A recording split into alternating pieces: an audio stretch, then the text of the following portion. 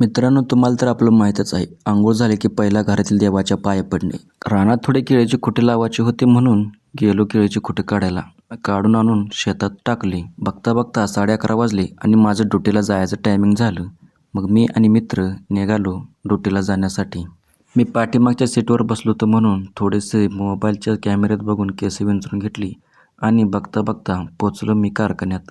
कारखान्यात पोचलो आणि मिलवरती थोडंसं फिरून व्हिडिओ बनवली. तेवढ्यात साहेबांचा फोन आला की बाहेर थोडंसं काम आहे, जायचं आहे. बाहेर आलो आणि या मोटऱ्या बऱ्याच दिवसापासून बंद होत्या म्हणून यांना खोलून परत कारखान्यामध्ये घेऊन आलो.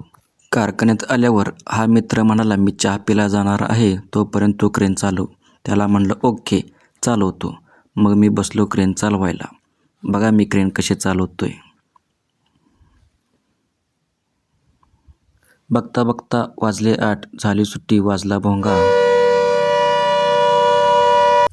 निघालो मी आणि मित्र घराकडे.